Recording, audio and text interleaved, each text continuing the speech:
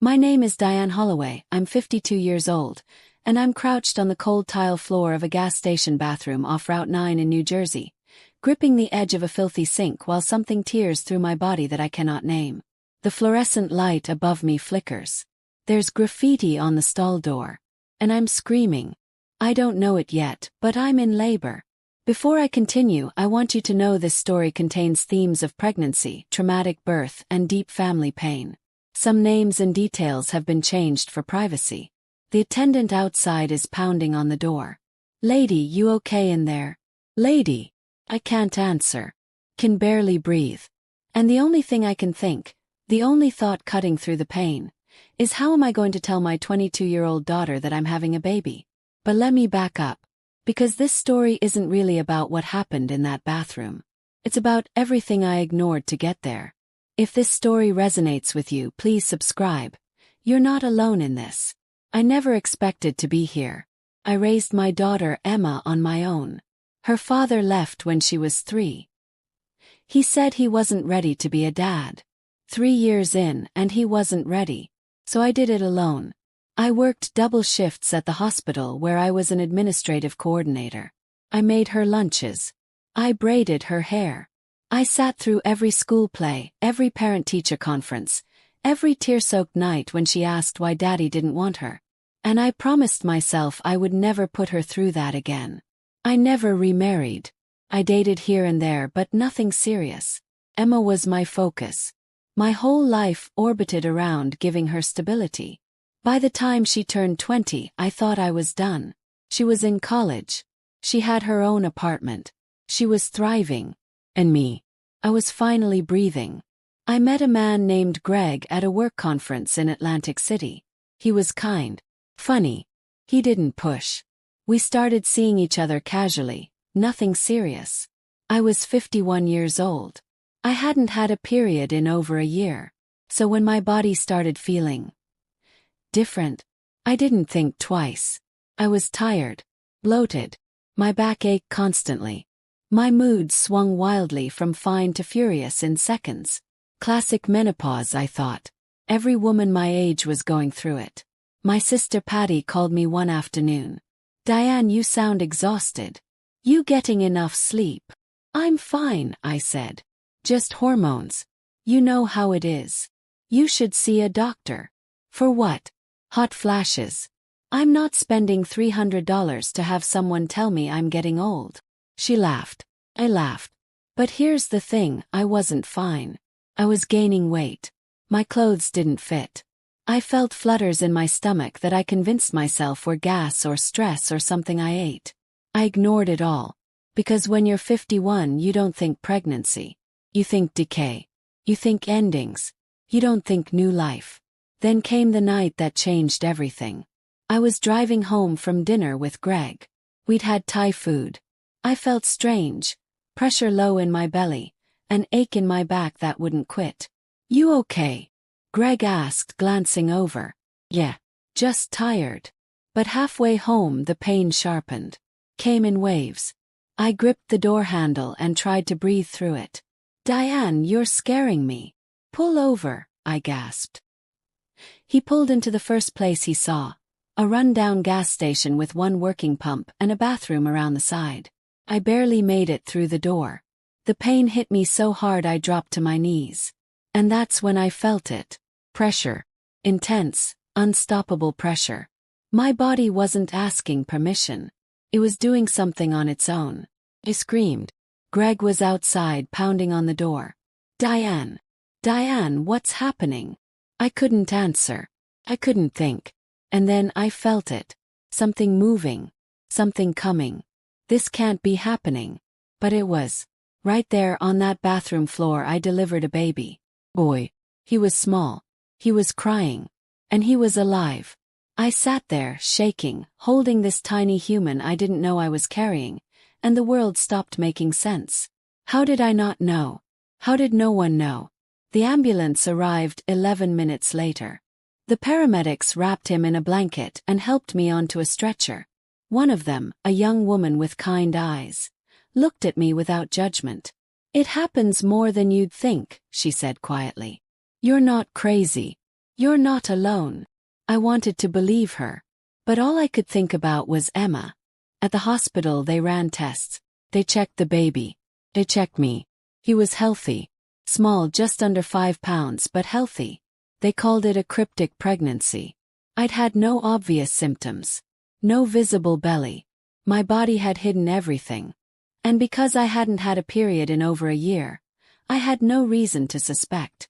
I sat in that hospital bed, staring at this baby I hadn't planned, hadn't prepared for, hadn't even known existed. And I had no idea what to do. Greg sat beside me, pale and silent. "Diane, is he mine?" "Yes," I whispered. He nodded slowly. Then he stood up. "I need air." He walked out. He didn't come back that night. When I thought things couldn't get harder, they did. Had to call Emma. My hands shook as I dialed. "Hey Mom, what's up? How do you say this? How do you explain something you don't even understand yourself?" "Emma. I'm at the hospital." "What? Are you okay? What happened?" Pause. My throat closed. "Mom. Talk to me." "I had a baby." Silence. "I'm sorry, what?" "I had a baby. Boy. Tonight." "Mom, that's not funny." "I'm not joking, Emma. I didn't know. I didn't know I was pregnant." More silence. "I'm coming." She hung up. That silence was the longest hour of my life. When Emma walked into my hospital room, her face was a mask I couldn't read. She looked at me. Then she looked at the baby in the bassinet beside my bed. She didn't speak for a long time. "How?" she finally asked. "I don't know. I thought it was menopause." "I thought. You didn't go to a doctor." "I didn't think I needed to." She stared at me. And I saw it, the hurt, the confusion. "So I'm supposed to just have a brother now? I know this is a lot." "A lot." Her voice cracked. "Mom, I'm 22. You're 52. You're telling me you had a baby in a gas station bathroom. And I'm supposed to just be okay with this. I'm not asking you to be okay. I'm just asking you to stay." She shook her head. Tears spilled down her cheeks. "I need to go." And she left. The next few days were a blur. Greg came back, but something had shifted. He was distant, polite but cold. "I didn't sign up for this," he said one night. "A baby. At my age. You think I did?" "I don't know, Diane. I don't know what to think anymore." He stopped visiting after that. My sister Patty drove down from Connecticut. "You could have called me," she said, holding the baby. "You didn't have to do this alone. I didn't know there was a this." She looked at me, not with judgment but with something softer. "What are you going to do?" I didn't have an answer.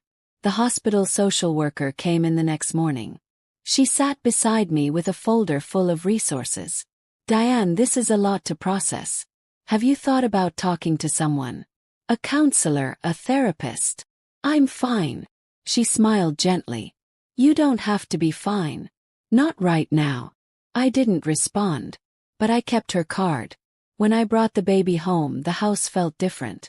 It was too quiet. Too empty. I hadn't prepared a nursery. I didn't have a crib. I didn't even have diapers. Patty had picked up the basics, but it all felt so foreign. I sat in the living room at 2 in the morning, rocking a baby I hadn't planned for, and I cried. Not because I didn't want him, but because I didn't know how to do this again. I was 52 years old. My daughter wasn't speaking to me. The man who helped create this child had vanished. And I had never felt more alone. I named him Daniel. It was my father's name. A man who had always shown up, no matter what. I wanted to give this boy that legacy. But I didn't know if I had the strength to be the parent he deserved. 3 weeks passed. Emma hadn't called. Hadn't texted. I reached out twice. Both times she ignored me. It hurt more than anything. More than the birth, more than Greg leaving, more than the confusion and the shame. My daughter had shut me out. And I didn't know how to reach her. Then one night there was a knock at my door. Opened it. Emma stood on the porch, eyes red, holding a stuffed bear. "Can I come in?" I stepped aside. She walked past me, straight to the bassinet where Daniel was sleeping. She stared at him for a long time. "He's so small," she whispered. "He's getting bigger every day." She didn't look at me. I was angry. "I know. I thought you'd planned this. Like you were trying to replace me or something." "Emma, I know that's stupid. I know it doesn't make sense. But that's how it felt." I walked over and stood beside her. "You could never be replaced. You're my whole heart. You always have been." She finally looked at me. "I just didn't expect this. Any of it." "Neither did I." We stood in silence. Then she handed me the bear. "I got this for him. It's dumb, but I thought. I don't know." I pulled her into a hug. She didn't pull away. We stayed like that for a long time, just holding on. That was the beginning. It wasn't easy. It isn't still. Emma visits now. She's met Daniel. She's even babysat once, though she said she needed a nap afterward. "How did you do this when I was a baby?" she asked. "I was younger," I said. "And I had no idea what I was doing." "You still don't," she teased. "No. But I'm learning." Again. Greg never came back. I heard through mutual friends that he told people the baby wasn't his responsibility. That he hadn't agreed to this. At first I was devastated. Then I was angry. And then, eventually, I was relieved. Because Daniel doesn't need someone who sees him as a burden. He deserves someone who chooses him. So I chose him. Chose to stay. Chose to show up. Even when it was hard. Even when I was exhausted. Even when I doubted everything. I started seeing a therapist. Not because I had to, but because I wanted to. Because I needed someone to help me understand what had happened. What I was feeling. How to move forward. She told me something I'll never forget. "Diane, you didn't fail.